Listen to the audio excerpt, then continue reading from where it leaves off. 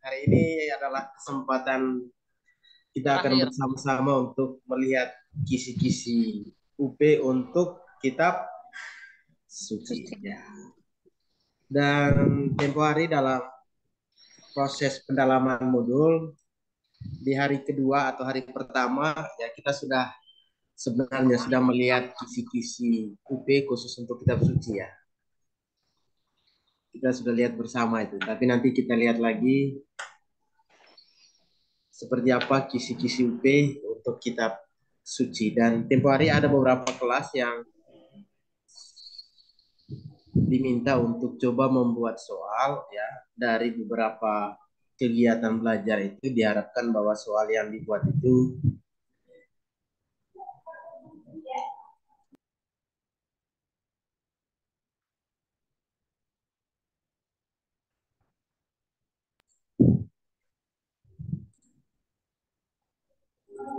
iya, mohon maaf tadi rupanya sudah jam pulang. Sebelum kita melihat bersama kisi-kisi kitab suci, kita buka dulu kegiatan kita dengan doa. Mohon kesediaan salah satu dari antara Bapak Ibu untuk memimpin doa.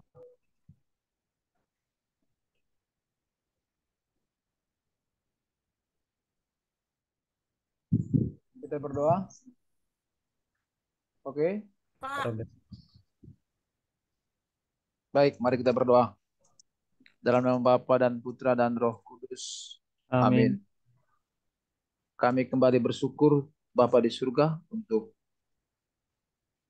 rahmat kebaikan-Mu atas hidup kami, untuk kesehatan, untuk rezeki yang selalu kami peroleh setiap hari dari kemurahan-Mu. Tuhan, Bapa yang baik, kini kami akan mulai membahas kisi-kisi UP. Kami selalu berharap kehadiran-Mu untuk menerangi kami supaya hal-hal yang kami bicarakan dalam persiapan ini sungguh-sungguh membantu kami sebagai persiapan kami untuk mengikuti ujian nanti. Dan kami pun selalu berharap pertolongan-Mu untuk memberi kami kesehatan selalu dan ketenangan ketika mengerjakan soal-soalnya nanti. Semuanya kami sampaikan kepada-Mu Bapa dengan perantaran Putra-Mu Tuhan kami Yesus Kristus. Amin. Dalam nama Bapa dan Putra dan Roh Kudus. Amin. Baik, terima kasih Pak Baltasar yang sudah berkenan membuka kegiatan kita dengan doa ya. Sekarang ini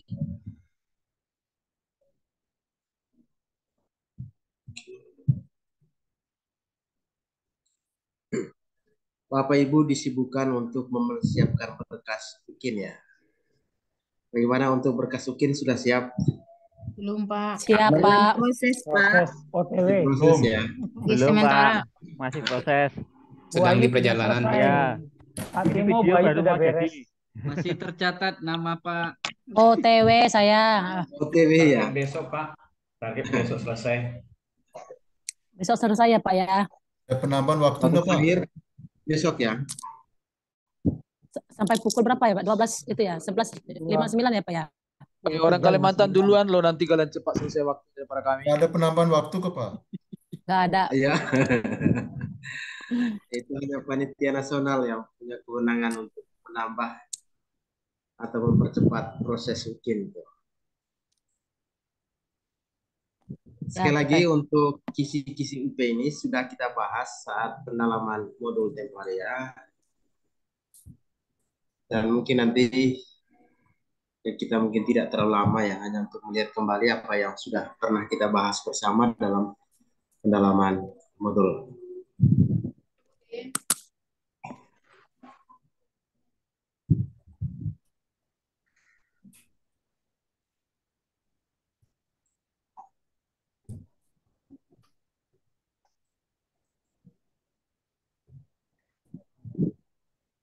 Ya.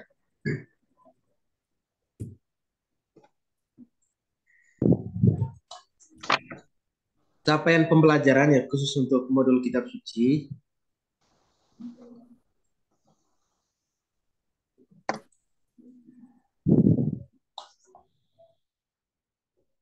Oke. Mahasiswa mampu menguasai hakikat kitab suci yang menjadi dasar pelaksanaan tugas sebagai guru pendidikan agama Katolik yang profesional. Dan kalau kita mau lihat secara umum, ya, capaian pembelajaran untuk pendidikan profesi guru pendidikan agama Katolik dan budi pekerti ini adalah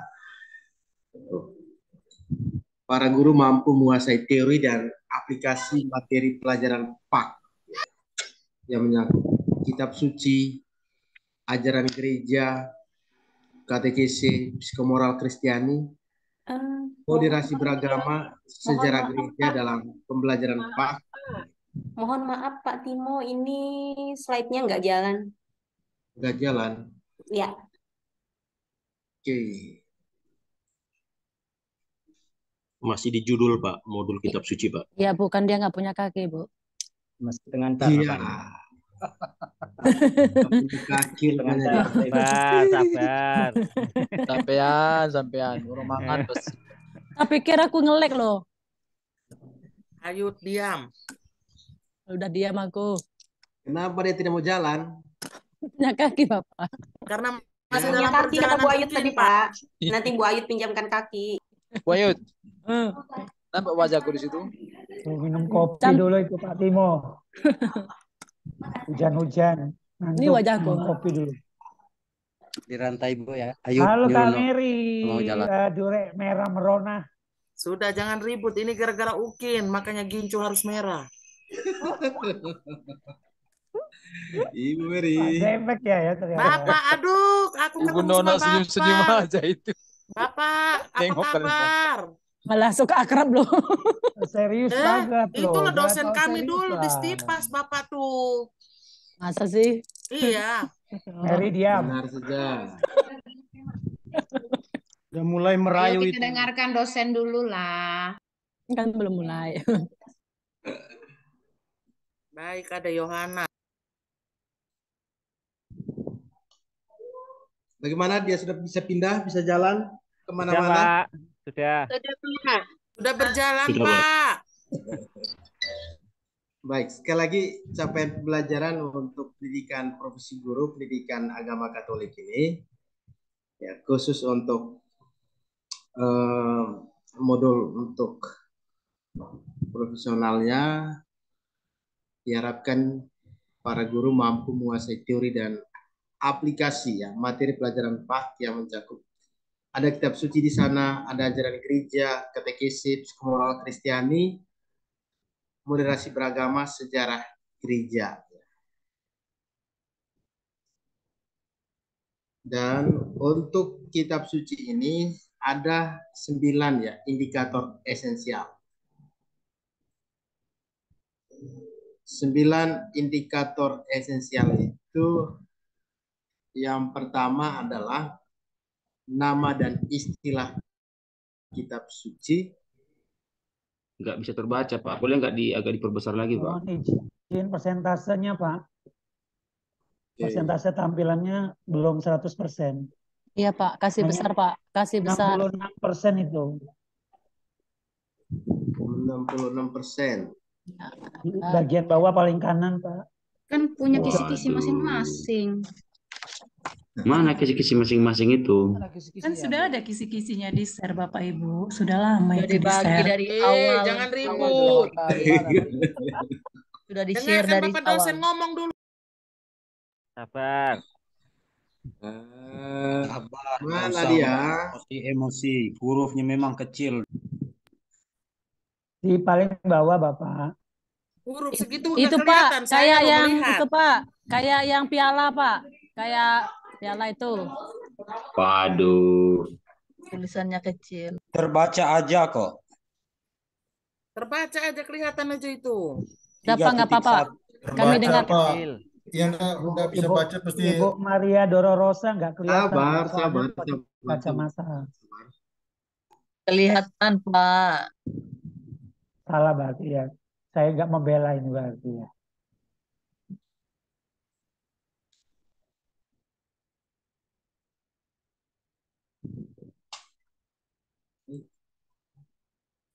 Sambil nunggu jangan lupa absen. Sama juga ya. Nah, Pak, sudah besar, Pak. Ini mantap ini, Mantap, Pak. Bapak. Nah, ini Pak, Mantap mantap Nah, kali ini. mantap kali ini. Mantap Pak. Nah, ini Mantap, mantap Pak. ini. Apa Timo marah ini kayaknya ini. Nah. Ayo absen dulu. Oke. Khusus untuk kitab suci diharapkan bahwa ini masih ada kata mahasiswa di sini. Para guru mampu menguasai hakikat kitab suci yang menjadi dasar pelaksanaan tugas sebagai guru pendidikan agama Katolik yang profesional. Yang paling saya katakan bahwa ya untuk kita, saya yakin ini bukan barang baru ya. Dalam proses pembelajaran kita selalu menggunakan kitab suci dan juga di dalam kegiatan-kegiatan pastoral. Saya yakin sebagian besar dari antara kita itu masuk dalam sesi pewartaan ya, berhubungan dengan kitab suci.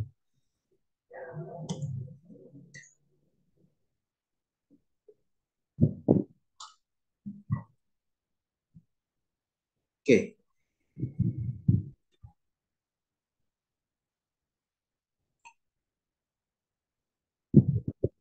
Untuk hakikat kitab suci ini kemarin kita mulai dari nama dan istilah kitab suci. Ada beberapa nama sebutan yang ada dalam modul itu, ada kitab suci, Alkitab, kitab perjanjian, dan kitab Injil.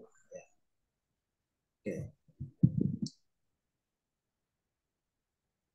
Untuk kitab suci itu sebenarnya diambil dari bahasa Latin, Sacra Scriptura.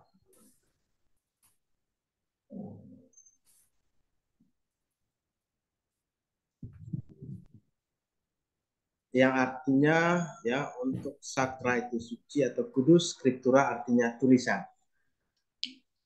Maka kalau kita melihat arti etimologi dari kitab suci, dari kata sakra scriptura ini, itu berarti tulisan suci.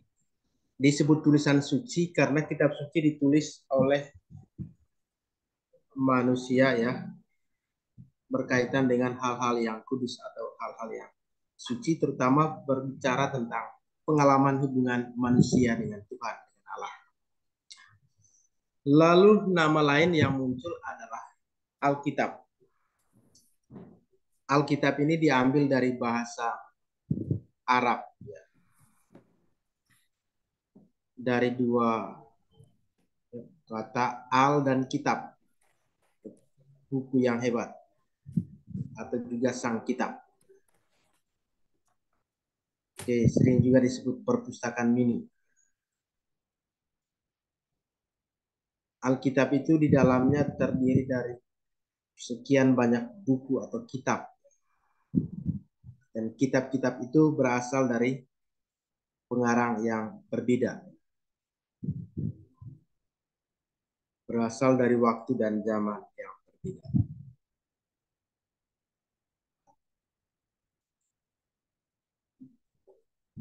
Lalu nama atau istilah lain adalah kitab perjanjian.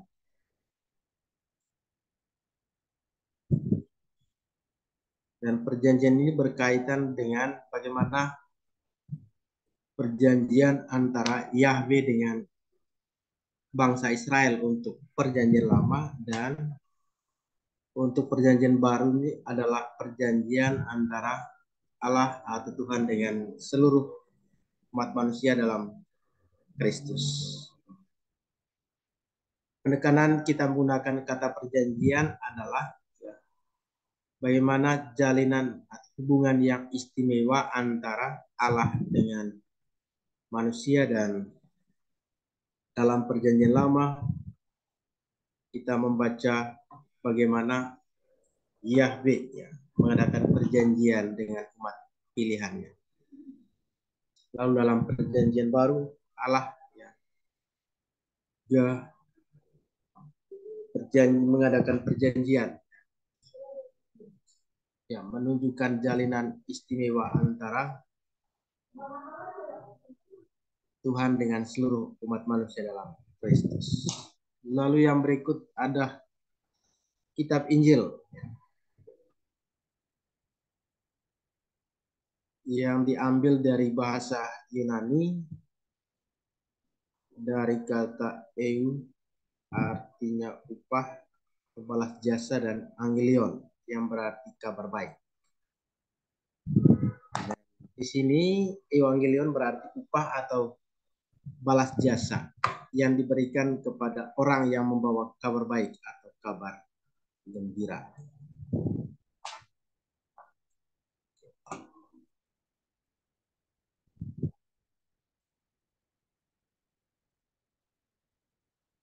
Kemudian masih dalam kegiatan belajar satu tempo hari, kita juga sudah melihat pengelompokan kitab suci.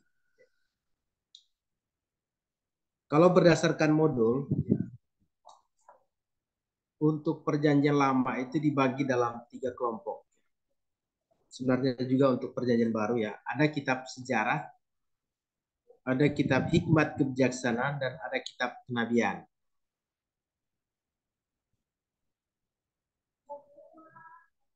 Dan di dalam pembagian lain sebenarnya untuk kitab sejarah dibagi 2 lagi ya. Kitab Taurat dan kitab sejarah.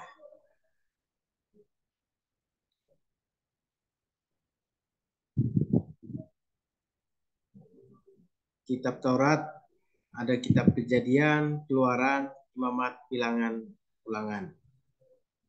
Lalu kitab sejarah, kitab Yosua, Hakim-Hakim, dan seterusnya. Keluar Sekali lagi P3K untuk- kemarin, Pak. Iya, Tes P3K kemarin keluar soal ini, Pak. Ya mesti keluar itu Pak Irman.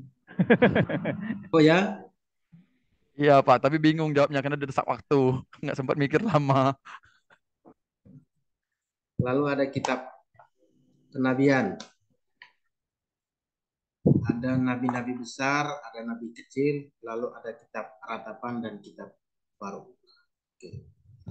Untuk perjanjian baru juga dikelompokkan dalam 3 kelompok besar ya. Ada kitab sejarah dan di dalamnya ada 2 kelompok sebenarnya, ada kitab Injil dan ada kisah para rasul. Lalu ada surat-surat didaktis. Surat-surat Paulus dan surat-surat Katolik. Dan yang dikategorikan sebagai kitab kenabian untuk perjanjian baru adalah kitab Wahyu. Oke.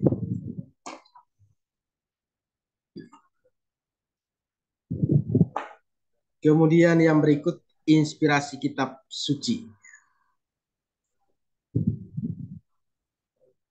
Di dalam modul ya ada banyak penjelasan tentang apa itu inspirasi kitab suci. Dan tempo hari saat pendalaman modul, saya mengajak kita semua untuk coba menggali dari De Verbum ya. Bagaimana di sana dijelaskan tentang inspirasi kitab suci, dan ini dalam kaitan dengan siapa yang menjadi pengarang kitab suci. Secara sederhana kita bisa pahami inspirasi itu ya, berangkat dari modul sebagai aktivitas atau kegiatan Allah yang memberi ilham kepada manusia untuk menulis dan menghasilkan sesuatu sesuai dengan kehendak Allah sendiri. Sejalan dengan pemahaman seperti ini, maka semua tulisan yang ada dalam kitab suci kita terima sebagai buah dan hasil ilham dari Allah.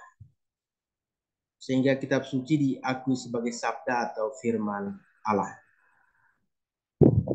Ada beberapa teori yang mudah-mudahan akan membantu kita untuk menjelaskan tentang inspirasi. Ada inspirasi natural, ada inspirasi konsep, ada inspirasi parsial, ada inspirasi okasional, dan ada verbal dictation ini. Oke. Kemudian yang berikut, bahasa asli untuk penulisan kitab suci itu ada 3 bahasa ya. Ibrani, Aram, dan Yunani. Dan perjanjian lama itu sebagian besar ditulis dalam bahasa Ibrani, sementara untuk perjanjian baru sebagian besar itu ditulis dalam bahasa Yunani.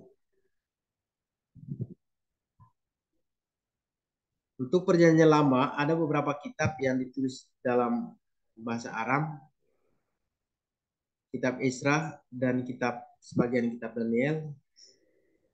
Lalu ada juga yang ditulis dalam bahasa Yunani.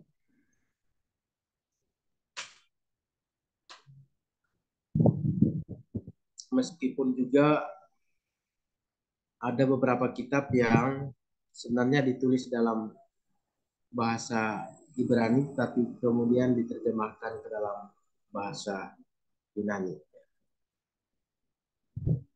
Kemudian untuk perjanjian baru, selain dalam bahasa Yunani tadi, ada bahasa Aram. Dan Injil Matius itu ditulis dalam bahasa Aram. Oke.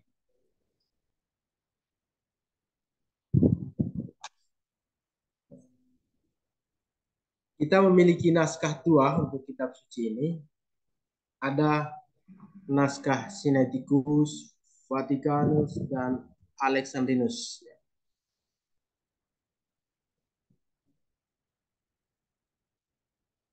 Kalau dalam studi kitab suci juga kita sering mendengar istilah mayuskulas dan minuskulas ya. Naskah yang ditulis dengan huruf besar itu mayus, yang ditulis menggunakan huruf kecil minus. Naskah Sinaiticus tadi naskah yang ditemukan di Gunung Sinai. Diperkirakan naskah itu ditulis pada abad keempat dan naskah itu sekarang ada di London. Lalu yang kedua, naskah Vatikan itu juga diperkirakan pada abad keempat dan sekarang ada di Vatikan. Lalu ada naskah Alexandrinus.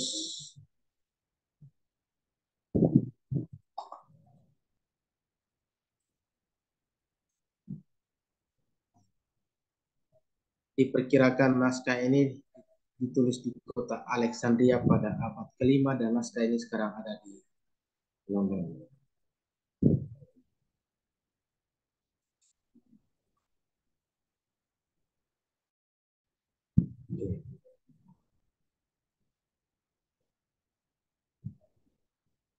Kita juga sudah melihat bersama tentang peran dan fungsi kitab suci ya.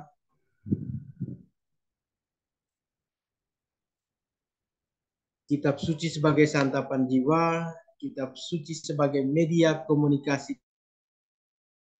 Kecilkan volumenya itu Mora ya, sama kecil Kitab kena. suci sebagai alat persatuan dan kesatuan.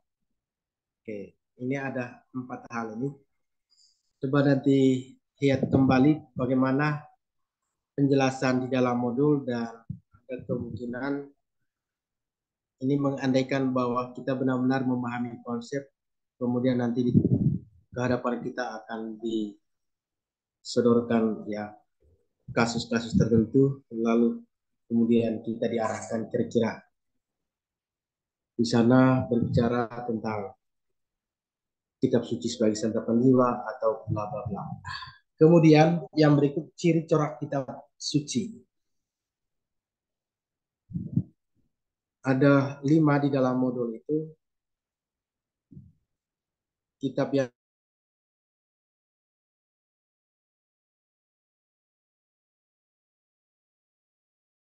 halaman iman, berisikan berbagai tulisan dan karangan, dan berasal dari umat dan untuk umat.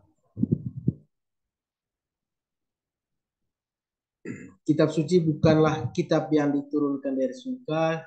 Ini kita bisa bandingkan dengan pemahaman tentang inspirasi dan juga bagaimana pernyataan resmi gereja tentang siapa pengarang kitab suci, ya, dan bagaimana orang-orang pilihan itu ambil bagian dalam proses penulisan kitab suci.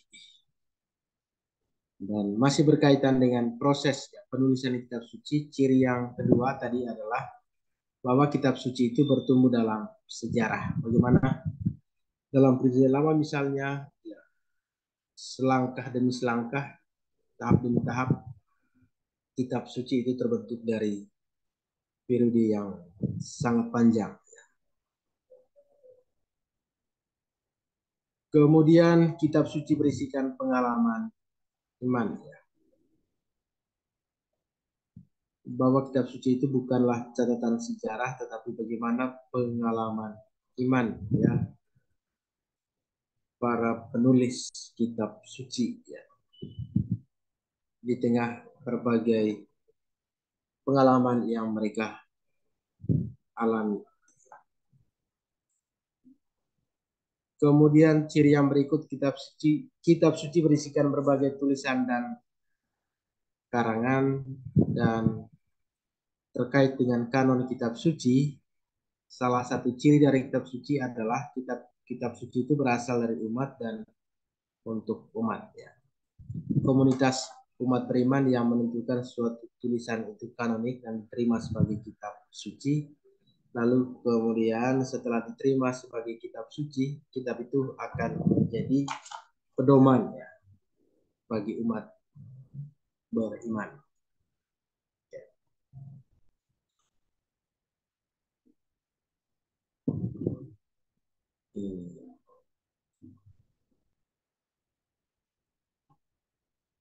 Tempo hari saya pernah meminta beberapa kelas untuk membuat soal, ya. Kita coba lihat beberapa contoh soal untuk KB1, ya. Oke.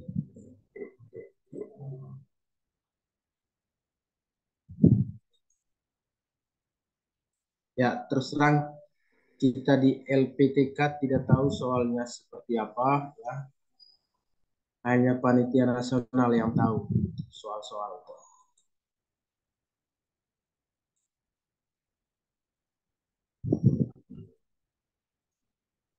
Kita lihat beberapa untuk KB1 ini, ya.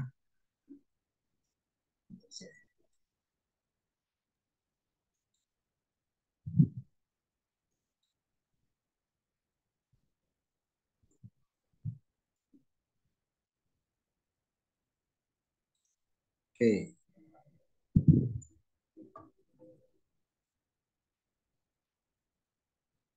Ini soal yang pertama.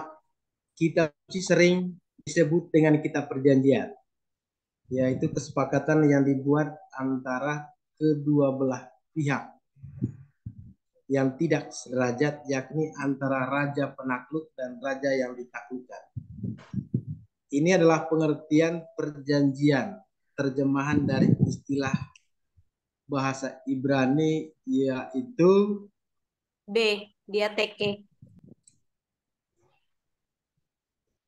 Yakin? Bagaimana yang lain? B. Diperbesar Pak, kelihatan kecil Ya. sekali hurufnya. Kecil, ya? Iya, kecil tulisannya Pak. Kecil tulisannya Pak. Lebih dibesarkan lagi sedikit Pak. Tulisannya Pak. Ini ibu-ibu semua yang minta besarkan nih. Biar Ya, bisa ini suka yang besar-besar. Bukan Suruh besarkan. Terlalu besar. Cukup, Pak. Cukup, Pak. Oke. Berik. Bagaimana soal yang pertama ini, kitab suci? Ibrani. Sering Artinya dengan kitab perjanjian. kesepakatan yang dibuat antara dua belah pihak yang tidak sederajat, yaitu antara raja penakluk dan raja yang ditakluk. Berit. Berit. K Kalau dia TK Yunani.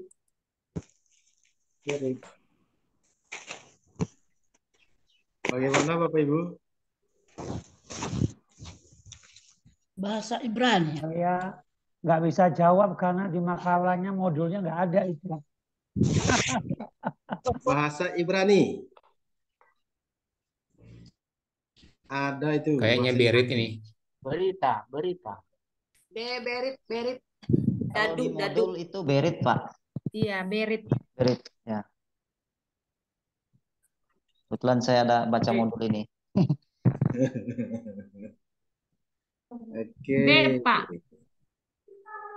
Mengapa gitu? Berit artinya kesepakatan yang dibuat antara dua belah pihak yang tidak sederajat, yakni antara raja penakluk dan raja yang ditaklukkan. Lihat, betul. Betul ya? Oke, kita lihat yang soal yang berikut. B, jawabannya B. B. B itu. B ya. Soal yang kedua, mengapa kitab suci yang diakui oleh gereja sebagai kitab yang berisikan firman Allah? B kata B, ya, Pak. Pak. B. B, Pak. Ditulis oleh manusia. B, buaya. B. B. B, Pak. B jawabannya. B, Pak. B. Pak. Ditulis oleh manusia. Dengan B, Pak. Yang berikut, Alkitab berasal dari bahasa Arab, yaitu artinya Sang kitab. kitab ya. Sang kitab, Pak. Sang B. kitab. B. Ada jawabannya. Jawaban, Pak. Sebagian ada jawaban ya. Kita cari yang tidak ada jawaban. Penghormatan kitab suci sama halnya dengan menghormati tubuh Kristus dalam perayaan sakramen. Merupakan peran kitab suci dalam bidang B. B. Kitab suci sebagai santapan jiwa. B. B, Pak. B. Tapan jiwa. Iya, betul. Kayaknya lihat di pertanyaan deh, Pak. Itu kalau di pertanyaan nggak ada jawabannya mungkin. Nggak ada jawaban ya. Ya, pertanyaannya Kalau diklik di jawaban mungkin kelihatan memang jawabannya. Moral Kristiani.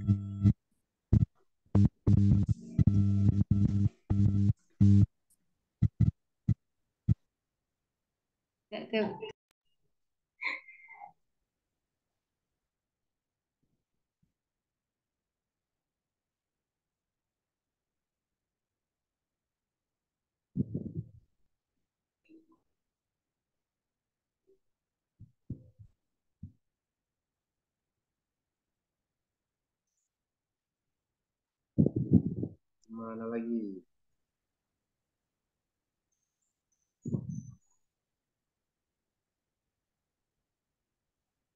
Bagi soal itu untuk kami tryout, Pak.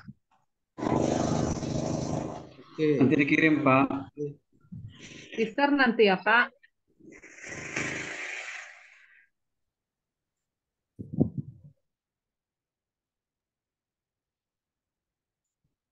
Boleh.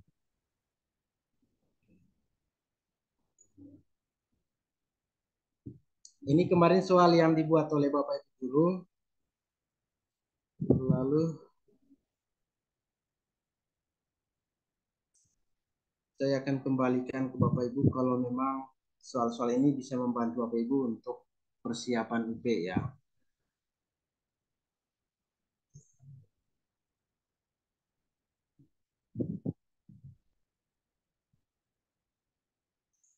Oke, ini ada teori ya. Berhadapan dengan gagasan atau konsep inspirasi muncul banyak tanggapan dan keberatan. Ada yang persoalkan relasi atau hubungan kerjasama antara Allah dan manusia. Menanggapi hal tersebut, maka muncullah beberapa teori. Ada teori inspirasi natural, teori inspirasi konsep, teori inspirasi parsial, teori inspirasi okasional, dan teori verbal session. Pernyataan berikut yang merupakan teori inspirasi parsial. Yang mana? A, B, C, D, atau E? B. B. Bebek. B. Tadi kelihatan jawabannya. Bebek. Inspirasi parsial. D. Dadu kayaknya nih Pak. D. Bebek. Inspirasi parsial. Coba nanti dicek Bebek. lagi.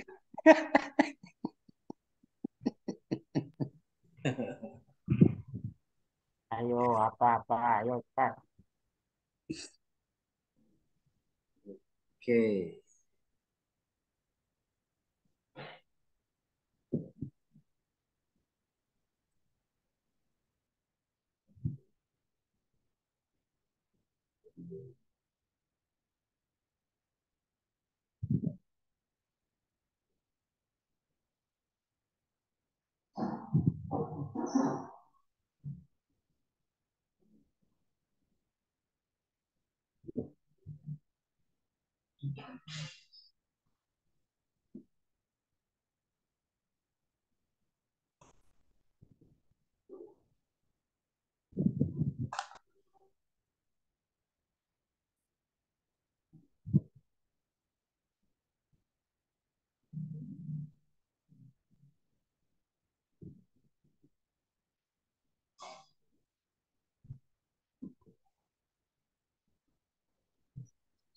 Oke, yang berikut, kitab suci merupakan dasar iman dan tumpuan hidup gereja.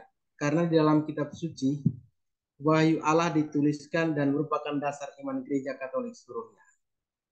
Paulus dalam surat kedua kepada Timotius menegaskan bahwa tulisan yang diilhamkan Allah bermanfaat untuk mengajar, menyatakan kesalahan, memperbaiki kelakuan, dan mendidik dalam kebenaran. Hal ini sesuai dengan peran dan fungsi kitab suci sebagai Bebek. Pedoman iman dan moral.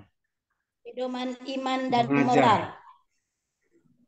Mengajar Yang menyatakan kedua, kesalahan. pedoman iman dan moral, alat persatuan dan kesatuan, media komunikasi dan dialog, dan yang terakhir cara hidup baru orang Kristiani. Bebek. B, Pak. Bola. B, ya. Bebek. Nanti coba dilihat lagi. Oke.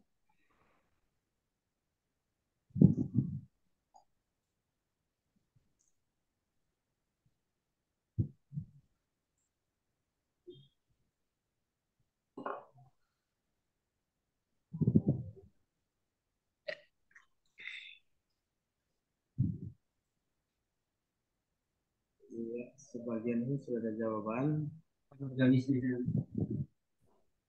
Terlalu cepat Pak Timo, pelan-pelan lah. Enggak sempat dipoto ini Pak. Saya hanya lihat beberapa soal saja. Yang sudah Saya juga dibuat sempat kemarin. sudah berjalan terus. Sampai screenshot. Ya iyalah, nanti kalau kamu baca soalnya nggak rahasia lagi. Tolong lah Pak.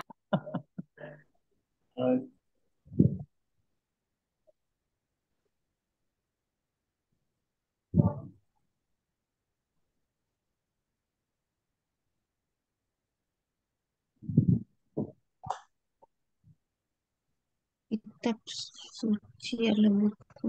Kitab suci adalah buku yang ditulis oleh Iya, karena kamu paksa, kamu kayak gituin. Kudus.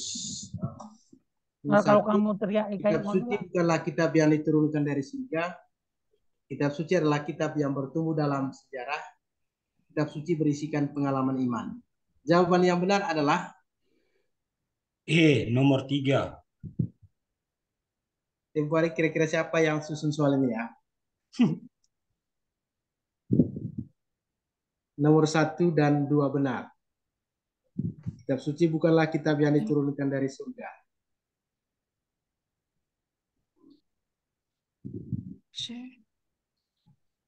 Yang kedua, kitab suci adalah kitab yang bertumbuh dalam sejarah. 2 dan 3. 2 dan 3 benar. 2 dan 3 B. 2 dan 3 B. D. Engkau. Engkau. 1, 2, dan 3 benar. 1, 2, 3. Benar semua Pak. 2 dan 3. benar. Nomor 3 hanya yang benar. Semua benar. D, dodol. Nomor 3 benar. Kecuali yang di bawah itu. Jawabannya Pak. D D. Jawabannya D. 1, 2, 3 benar. D jawabannya. 1, 2, dan 1, 2, dan 3 benar. E yang benar. Baik. Benar Oke, nanti kalau gambar dikirim itu. ini semua. Istilah Injil berasal dari bahasa Yunani. Kata evangelion. Kata ini berarti C. Cacing. C. Cacing. C. C. C. C. Evangelium. Karena dia paling panjang. Gembira. kan dia paling panjang ya. Aduh, bahaya itu. Baik, nanti soal-soal yang dibuat oleh Bapak Ibu saya akan kirimkan. Kita tidak tahu soal untuk UP itu seperti apa. Ya, kami di LPTK juga tidak tahu soalnya seperti apa. Yang kami terima itu hanya kisi-kisi tadi. Dan beberapa soal tadi mudah-mudahan bisa menjadi gambaran sedikit soal untuk kegiatan belajar 1 ya. Nama dan hakikat kitab suci. Oke, kita lanjut yang berikut ya. KB2 kalau sesuai dengan modul.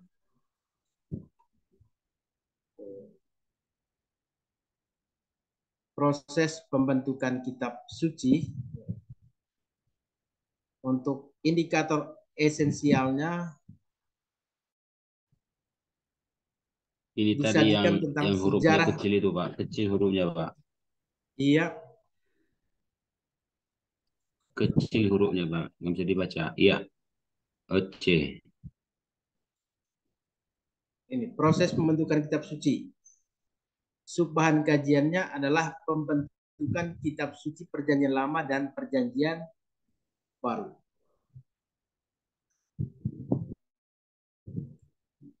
Indikator esensialnya disajikan tentang sejarah pembentukan kitab suci Perjanjian Lama. Peserta dapat menelaah proses pembentukan kitab suci Perjanjian Lama dan Perjanjian Baru. Oke. Hanya ada satu indikator esensial.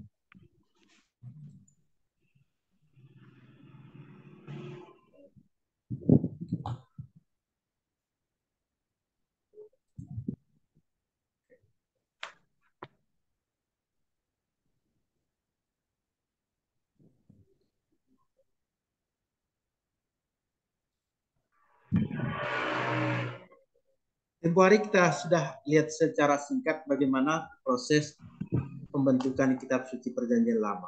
Kita mulai dari cerita lisan, dan cerita lisan itu berisi seputar ya asal usul dan sejarah suku, cerita tentang pahlawan suku, atau juga kisah tentang tempat suci atau hal-hal yang berkaitan dengan ibadah. Selain cerita-cerita tadi juga ada nyanyian. Juga ada hukum, ada peraturan dan wejangan, dan semua hal itu disampaikan secara lisan ya dari generasi ke generasi.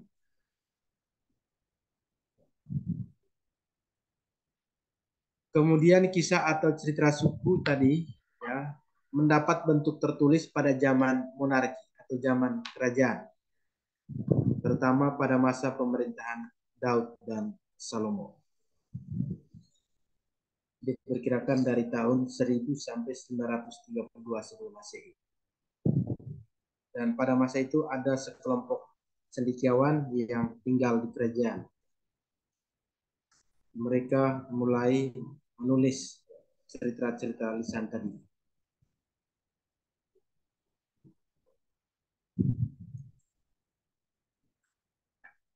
Selain menuliskan barisan lisan, para cendekiawan juga menghasilkan banyak tulisan berkaitan dengan kerajaan, arsip-arsip kerajaan. Dan jejak tulisan mereka itu bisa ditemukan dalam kumpulan kitab sejarah dan beberapa kitab kebijaksanaan.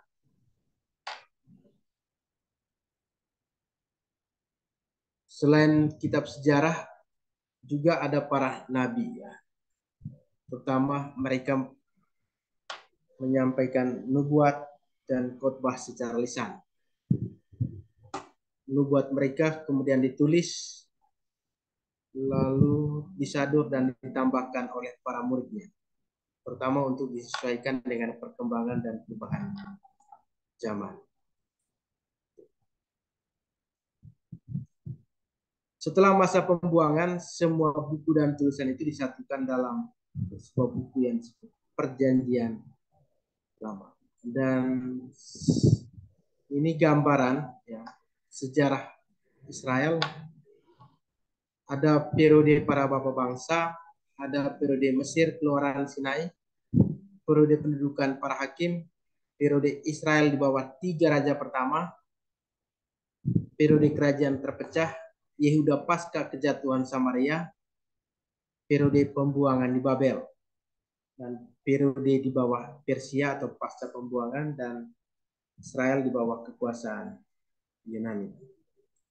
Dan tempo hari sudah ditampilkan tabel tahun pembentukan kitab suci Perjanjian Lama. Mulai dari abad 13 sebelum Masehi sampai dengan abad 1 sebelum Masehi.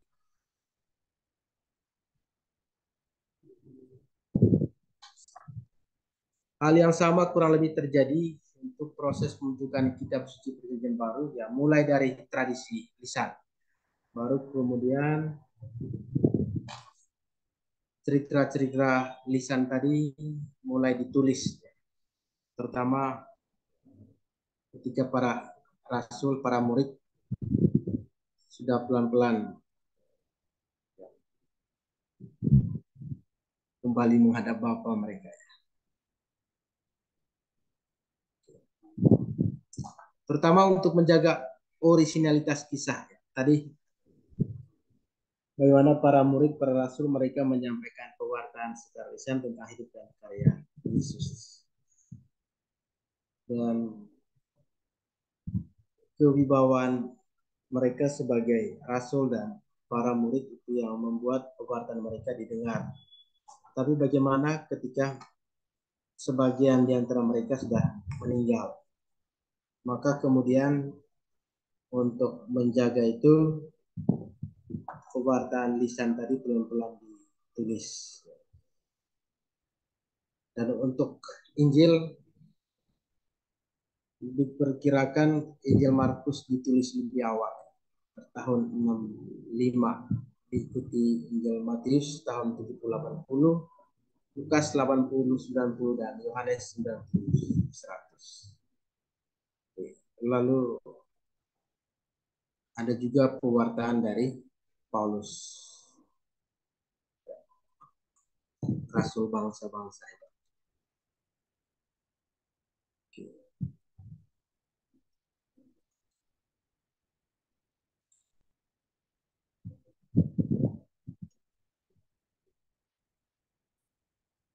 Kita coba lihat beberapa contoh soal yang dibuat oleh Bapak Ibu tentang proses pembentukan kitab suci.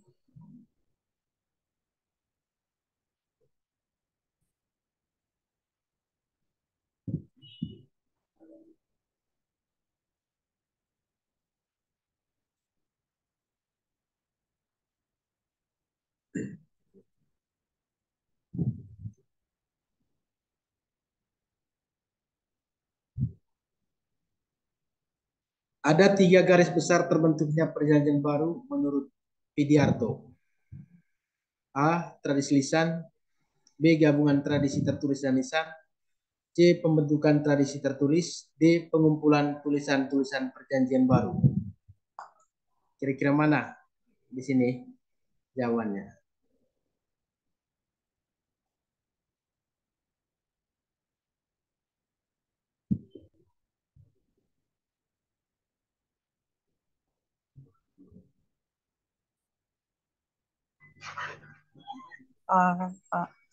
Ya. Bola. B, Pak. B. Pengumpulan. Saya B. Tadi kita sudah lihat bahwa dia mulai dari D. Pengumpulan tradisi tulisan. lisan, lalu pelan-pelan ditulis, lalu tulisan-tulisan itu dikumpulkan, baru masuk ke kanon kitab suci. Ya. D. Pertama, pada masa itu setiap komunitas itu mereka memiliki kitab kanoniknya masing-masing. Tapi memang tiap hari dalam pendalaman modul kita melihat hampir semua komunitas-komunitas ya dalam perkembangan awal kekristenan itu mereka mempunyai kitab yang kurang lebih sama untuk perjanjian baru, sehingga tidak mengalami kesulitan ketika penentuan ya atau kanon kitab suci perjanjian baru. Tapi sekali lagi gambarannya adalah dari tradisi lisan ya, pewartaan lisan, lalu mulai ditulis, kemudian pengumpulan tulisan, lalu dipilah mana yang kanonik, mana yang ditolak, dan seterusnya.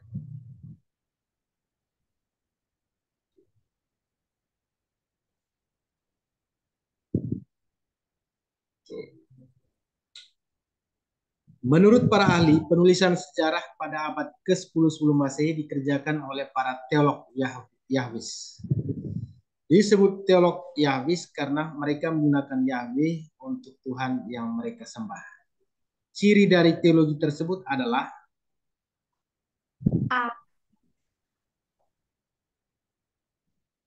A. Menekankan konsep Allah yang transenden, sehingga deskripsi tentang Tuhan kurang antropomorfistis. B. Bahasa yang digunakan kurang menarik karena bersifat menggurui. C. Mereka menekankan konsep Allah yang imanen, yang hadir dalam sejarah manusia. C. Cacing. Yang diwarnai oleh semangat nasionalisme Israel. Cacing. C, Pak. C, Pak. Yahwista. Ini ada Yahwista, ada Elohista.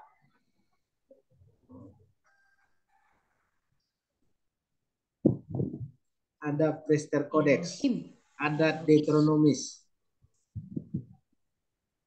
Ya, tolong nanti dilihat ya, apa yang menjadi kekasan dari masing-masing teologi itu.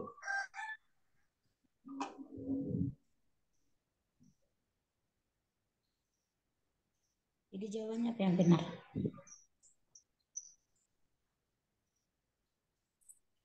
Oke.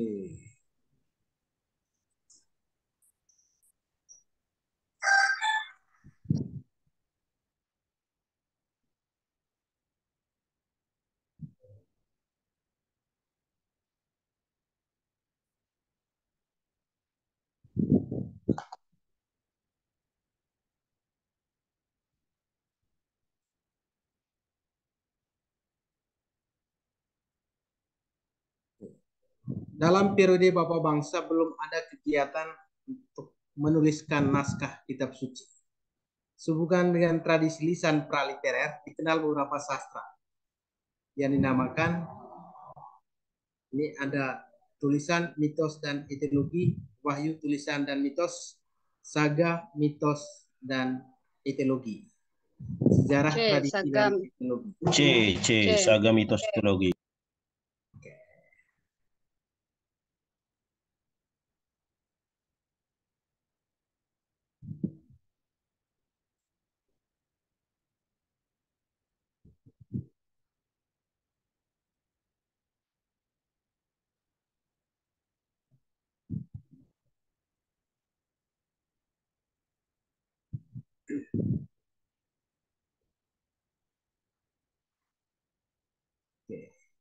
Penulisan kitab suci perjanjian lama periode para bapak bangsa adalah A. Belum ada kegiatan penulisan, konsep religius diteruskan secara lisan. B. Mulai ada kegiatan tentang kitab suci, misalnya nyanyian Miriam.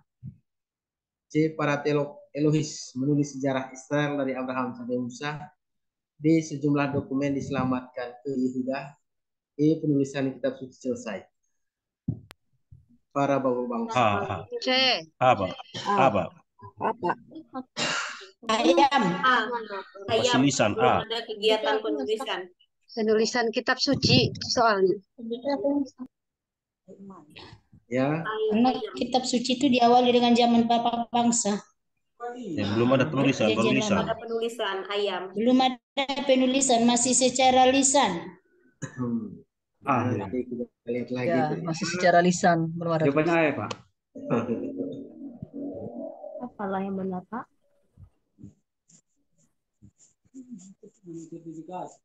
Oh, lo imo ni hani bebek lu punya dah ngarong konsen na.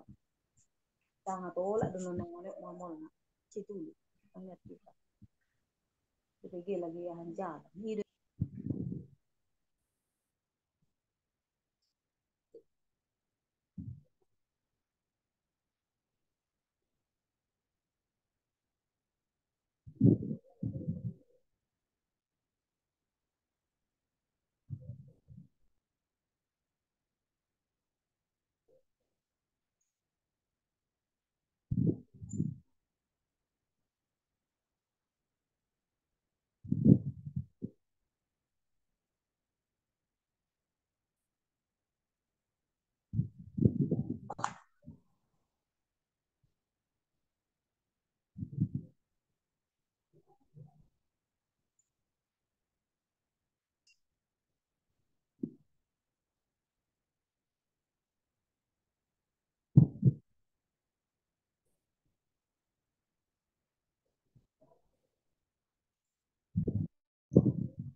Oke.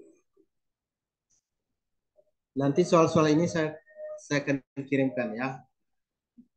Kita lihat yang berikut, kegiatan belajar 3.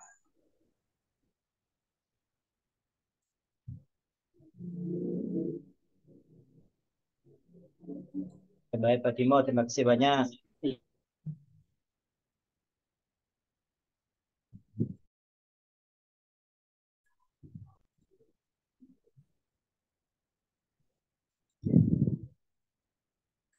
Kegiatan belajar 3 itu kanon kitab suci. Dan untuk kanon kitab suci ada beberapa hal yang Bapak Ibu perhatikan di sini. 2 indikator esensialnya.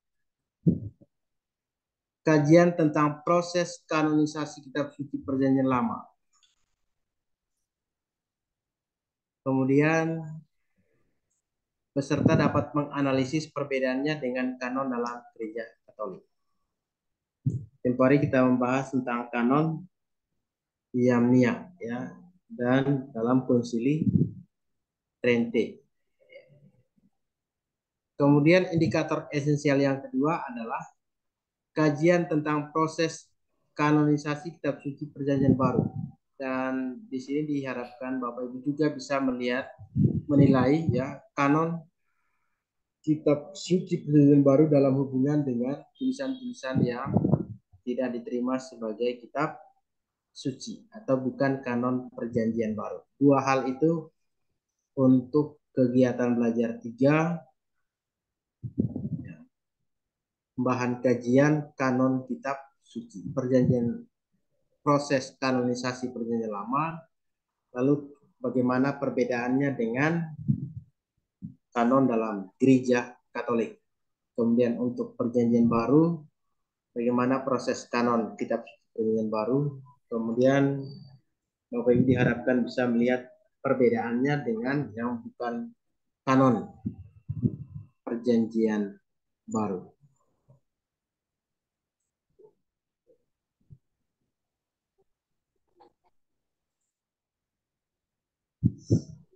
Bapak Ibu sudah mendalami tentang apa itu kanon ya. Tempo hari kita lihat bahwa kanon itu diambil dari bahasa Yunani.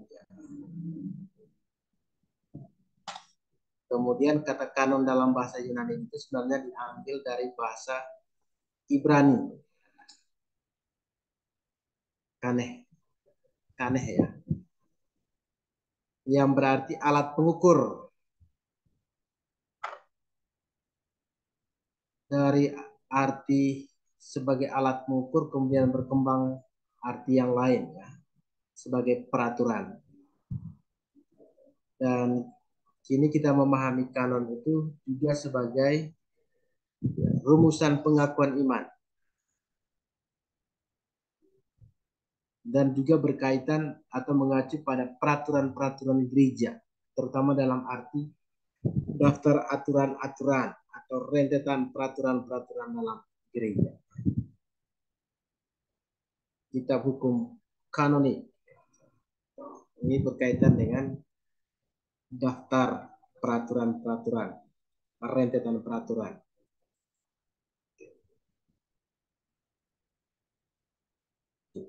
Proses kanonisasi gereja Katolik untuk Perjanjian Lama tidak bisa dipisahkan dari pengakuan kitab-kitab Perjanjian Lama dalam tradisi Yahudi.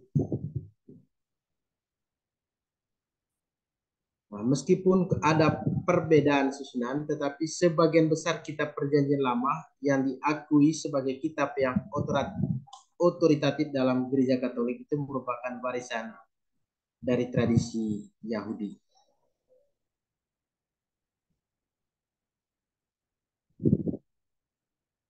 Gereja para Rasul menggunakan kitab suci dalam bahasa Yunani, Septuaginta. Temporary dari bahasa Ibrani diterjemahkan ke dalam bahasa Yunani ya, untuk orang-orang yang ada di perantauan menggunakan bahasa Yunani.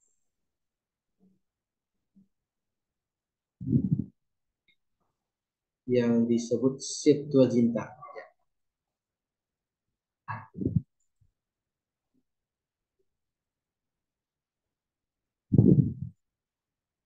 Hanya tempo hari kita melihat bahwa ternyata dalam Septuaginta ini jumlah kitabnya lebih banyak dari kanon Yamnia.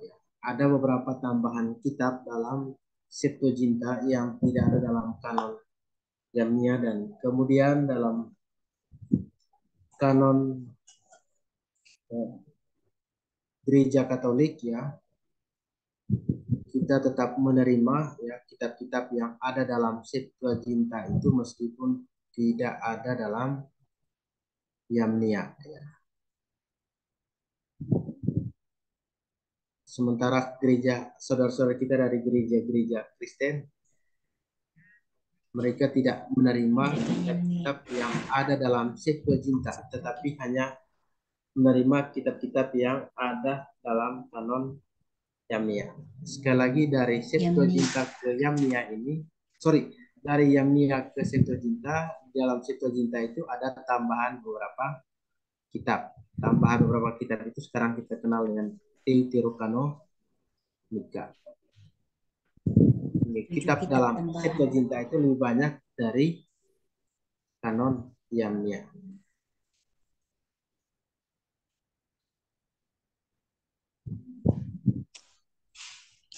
Mau buka baju sebenarnya.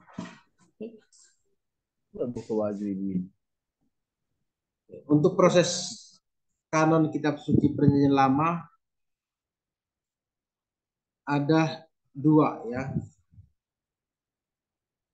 versi kitab suci yang digunakan. Ada Vetus Latina dan ada Vulgata.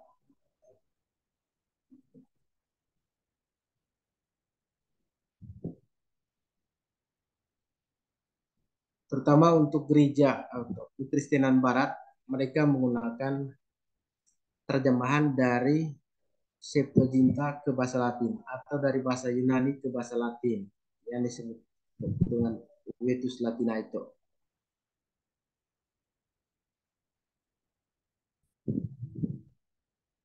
Di abad keempat ini, dalam konsili di Kartago ini, ternyata ada kitab-kitab yang tidak terdapat dalam kanon Yahudi, tetapi kitab-kitab itu ada dalam Septuaginta tadi ya.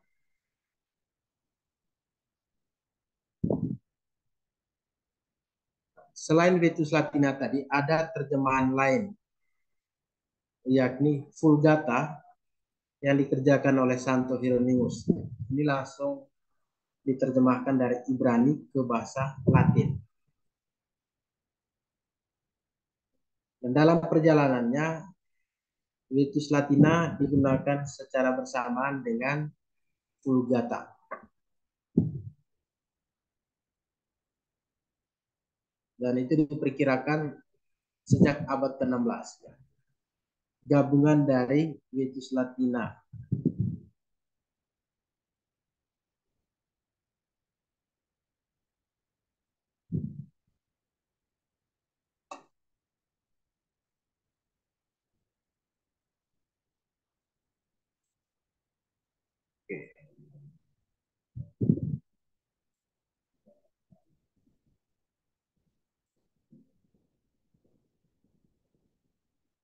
Ada perjanjian lama, ada Deuterokanonika, perjanjian baru, Protokanonika dan Deuterokanonika. Yang termasuk dalam Deuterokanonika ini kitab-kitab yang tidak diakui oleh orang Kristen.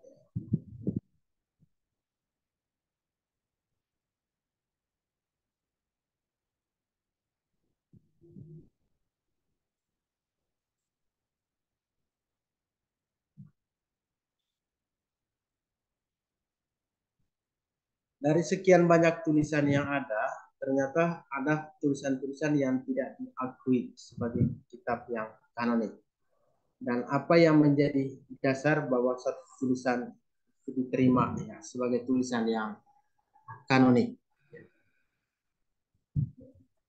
Kalau dalam Konsili Trente, penekanannya adalah penggunaan kitab secara terus-menerus dalam gereja, baik dalam teologi, ibadat maupun dalam katekistik. Kalau misalnya suatu teks atau kitab itu digunakan dalam gereja, baik untuk teologi, ibadat, atau katekistik, itu diterima sebagai kitab yang kanonik.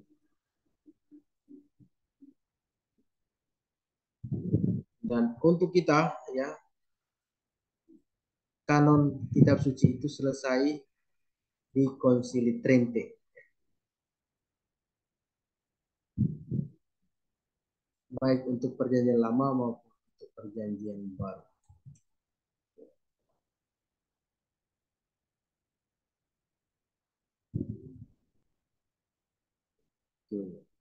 Itu sedikit gambaran untuk kanon kitab suci perjanjian lama maupun perjanjian baru.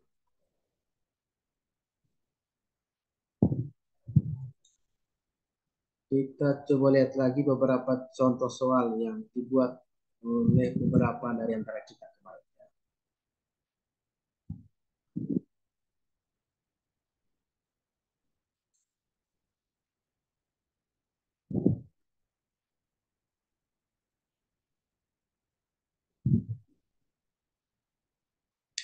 Protokanonika adalah sejumlah kitab yang kanonisitasnya segera disepakati dan diterima tanpa banyak diskusi.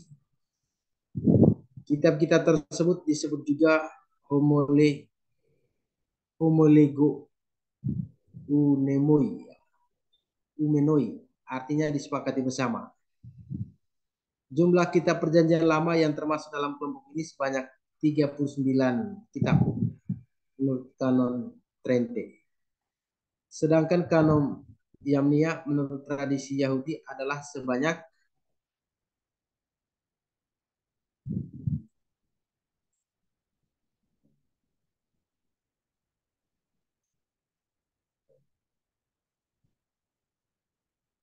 40 kah? 40. Ya. 30. Antara 40 atau 46. Nggak ada antara tuh. 46, Pak.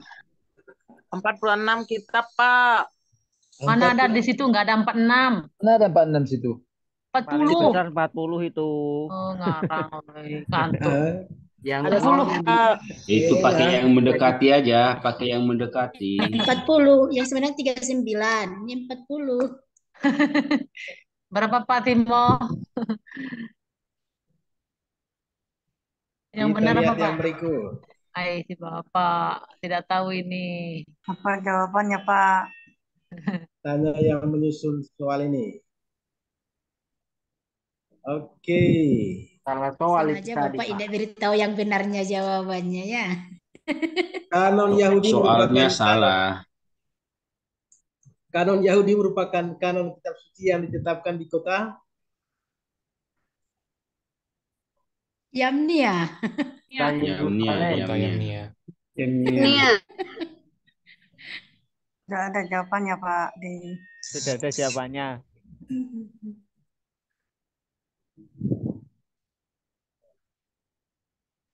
Ini ada jawabannya.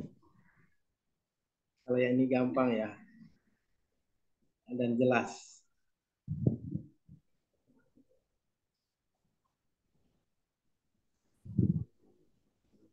Entate kurati lima berlima.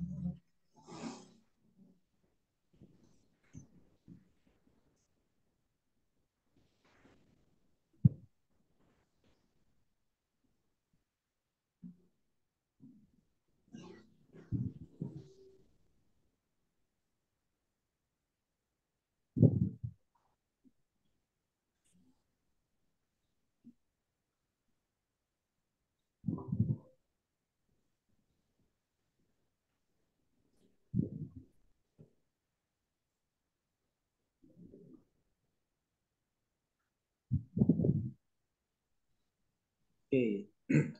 Jelaskan apa yang dimaksud dengan kanonisasi kitab suci.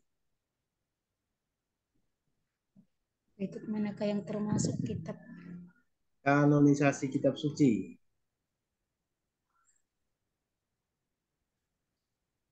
kanonisasi mengkanonkan. Membuat daftar resmi kitab suci. Daftar resmi kitab suci.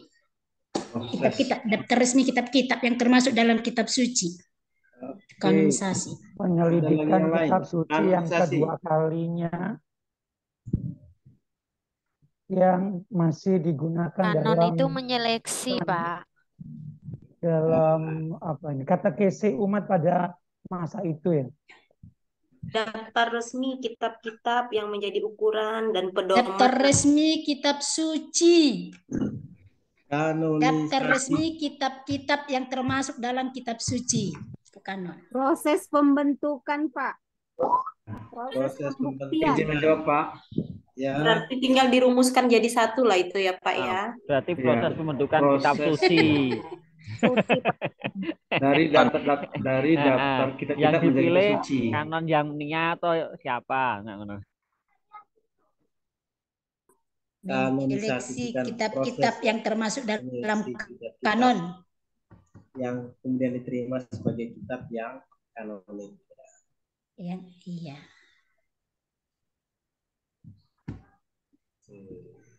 Jadi apa tadi? Konsili. Oh. Daftar kitab-kitab yang diterima secara Maunya resmi. Bu Ayud aja deh, apa deh, terserah deh Bu Ayud. Jangan deh, saya nyatat ini tapi nggak tahu jawabannya. Kasih jawaban yang benar Pak Timo supaya Timo kami tidak mau kasih jawaban. Iya. Nanti kami menganggap bahwa jawaban kami masing-masing benar itu Pak. Di-share aja Pak nih. Kasih tahu lah Pak. Oke. Udah merayu ibu-ibu, Sejumlah Pak. kitab yang dinamakan Deuterokanonika dalam gereja Katolik oleh gereja Protestan dianggap sebagai kitab apokrif. Kitab tambahan, Pak. Gereja Protestan tidak menerima kitab apokrif ini karena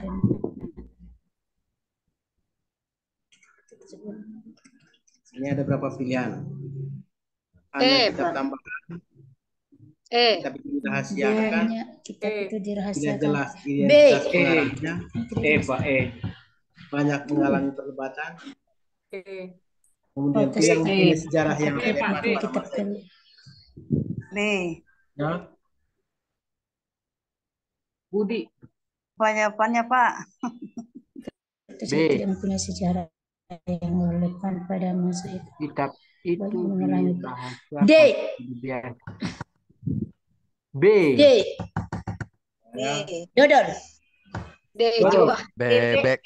B, Pak. B. Dodol, Pak, dodol. Menjawabnya dengan buka Perdebatan. modul. Itu bagian B, Pak. B. Apa jawabannya Pak Timo? Hanya kitab tambahan. Ya, Bebek. Dah. tidak diterima. Dodol. Bang. Lebih tepat E.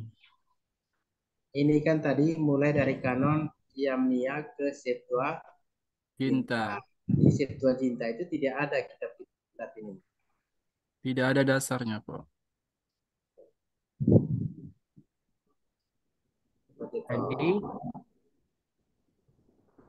Jadi apa Sarnidar? Sarnidar. Mana ada nama Sarnidar, Pak? Untuk mereka tidak. Mereka hanya mengakui kitab B yang ya ada dalam kanon Yamnia ya, untuk Yang perjanjian tidak jelas identitasnya. lama. Jadi B. B ya Pak ya? B, Bu. Apanya Pak? Sementara kita tadi untuk kanon kitab suci itu kalau tulisan-tulisan itu diterima sebagai tulisan yang kanonik kalau selalu dipakai dalam komunitas gereja ya, dalam teologi, katekesi dan peribadatan.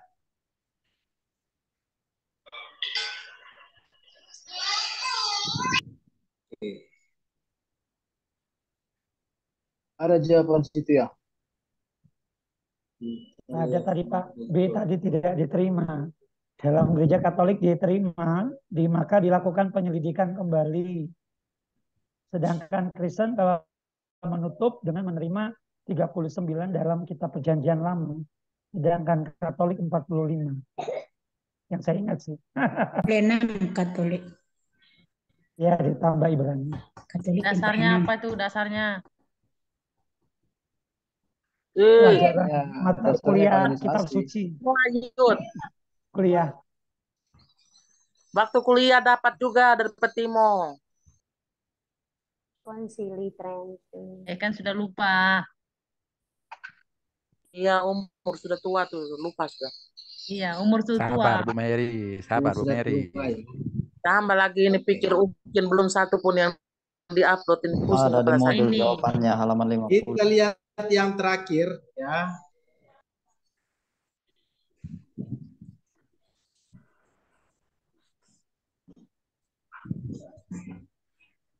Yang terakhir itu penggunaan kitab suci dalam gereja. Ini dari kegiatan belajar 4.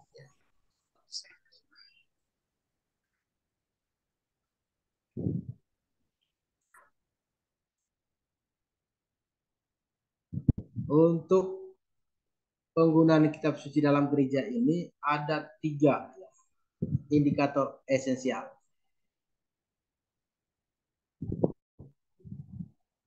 Berbagai kisah kegiatan penggunaan kitab suci dalam gereja dan diharapkan peserta dapat memfasilitasi kegiatan, pertama kegiatan dalam kaitan dengan penggunaan kitab suci dalam gereja. Lalu yang kedua, bagaimana kitab suci itu digunakan dalam liturgi,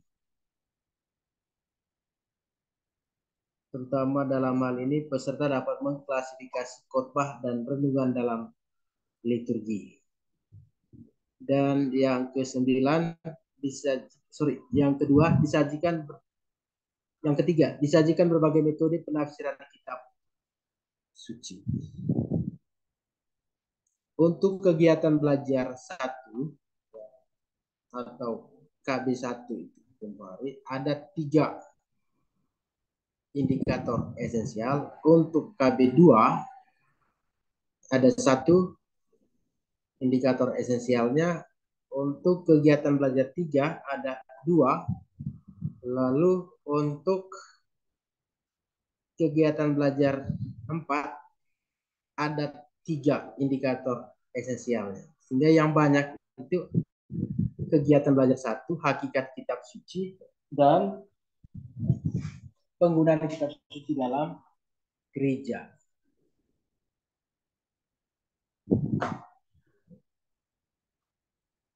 Pembentukan kitab suci itu hanya ada 1. Berarti hanya ada satu soal nanti dari kegiatan belajar 2, pembentukan kitab suci. Untuk kegiatan belajar 1 nanti ada 3 soal.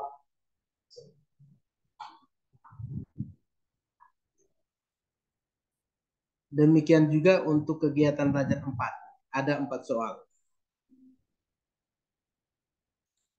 3 soal. Untuk kegiatan belajar 3, kanon kitab suci ada 2 soal. Jadi tolong nanti mulai dari pelajari dulu kegiatan belajar 1, hakikat kitab suci, kemudian nanti penggunaan kitab suci dalam gereja. Lalu baru kanon kitab suci dan proses pembentukan kitab suci. Baik. Untuk penggunaan kitab suci dalam gereja ini tempo hari kita sudah lihat beberapa hal. Ada beberapa kegiatan yang berkaitan dengan penggunaan kitab suci itu. Ada meditasi kitab suci, ada sharing kitab suci, ada Lectio Divina, dan untuk bagaimana kitab suci digunakan dalam liturgi, beberapa hal yang harus diperhatikan di sana, bagaimana pemilihan bacaan. Untuk masa biasakah, atau hari raya, atau pesta.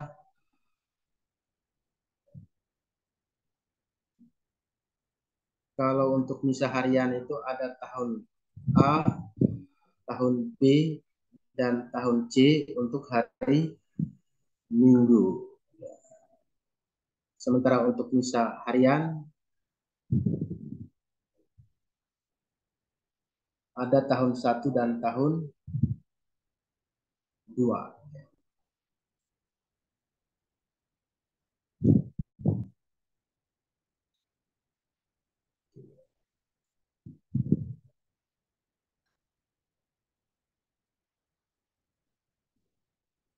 Lalu yang berikut yang mari kita juga sudah lihat tentang homili dan khotbah.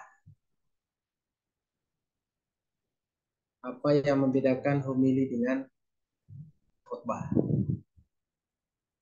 Dan untuk penafsiran kitab suci tempo hari kita lihat ada 4 metode ya. Ada metode historis kritis, literer, lalu kanonik, dan yang lebih praktis 5W1H. Itu tentang penggunaan kitab suci. Sekali lagi nanti untuk kegiatan belajar 4 ini ada 3 soal.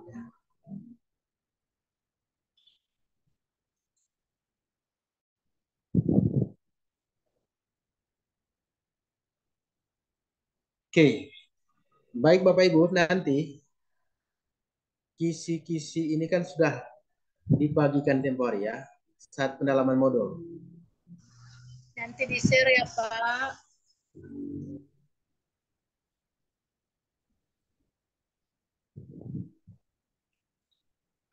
Begitu ya Bapak Ibu. Terima kasih Pak. Iya Pak. Lalu soal-soal ini nanti yang dibuat oleh Bapak Ibu saya akan kirimkan kembali ke Bapak Ibu. Silakan nanti pastikan kembali jawaban-jawaban yang benar. Baik Pak. Terima kasih Pak. Baik Pak. Terima kasih. Baik, Pak. Terima kasih Pak. Harapan saya begini, Bapak Ibu berangkat dari 9 indikator esensial tadi. Itu yang pertama.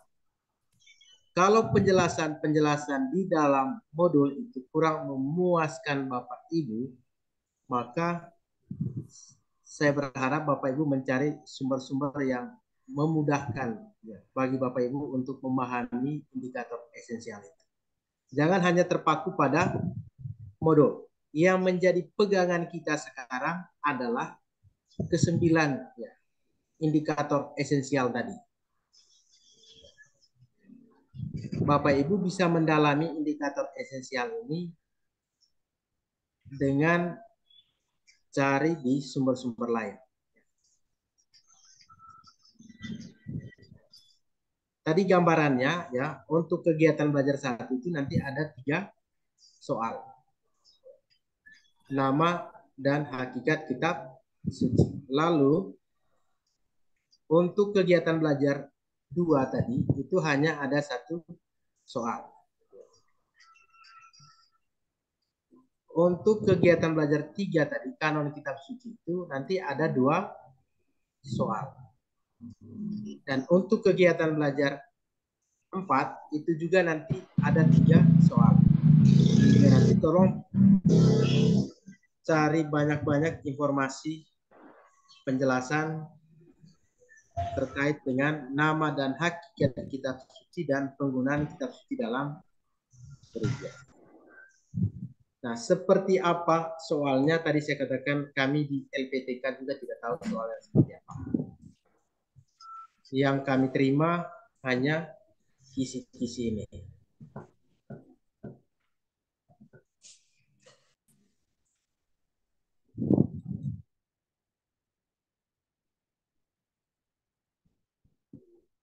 Begitu Bapak Ibu, selamat berjuang untuk menghadapi UP, sukses untuk kita semua. Dan sebelum ke UP, selesaikan dulu ya untuk berkas untuk portofolio UKIN. Oke Pak, makasih ya Pak. Baik Pak. Siap Pak. Siap Pak. Siap Pak. Terima kasih Pak. Terima kasih Pak Timo. Terima kasih Pak Timo. Soalnya. Terima kasih Pak Timo. Kasih Pak. Nanti saya sampaikan ke Pak Diki. Terima kasih Pak. Kisi-kisi ini apakah dikirim oleh admin, ya, oleh Pak Diki mereka atau nanti kami yang harus bagikan ke Bapak Ibu? Dengan admin saja Pak.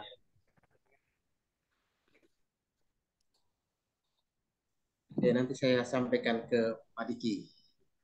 Ya, terima kasih Pak. Oke, sekali lagi selamat berjuang, sukses untuk kita semua. Salam sehat. Terima kasih. Doakan ya Pak. Terima kasih Pak Timo. Terima kasih Pak Timo. Terima kasih Pak Timo. Terima kasih, kita nggak doa. Terima Kak. kasih. Ya, kita doa dulu. Terima kasih ya Pak Timo. Doa lagi. Doa dulu. Suci pasti lulus. Terima kasih Pak Timo. Ibu Nona pimpin doa Ibu. Ibu Anastasia, oh Ibu Nona. Oh ya. Silakan Ibu Nona. Semoga sudah Mana siap nih Pak? Silakan Ibu Nona. Mana Ya. manis? Terima kasih. Mari Bapak dosen dan teman-teman sekalian, mari kita satu dalam doa. Dalam nama Bapa dan Putra dan Roh Kudus. Putra dan Roh Kudus. Amin.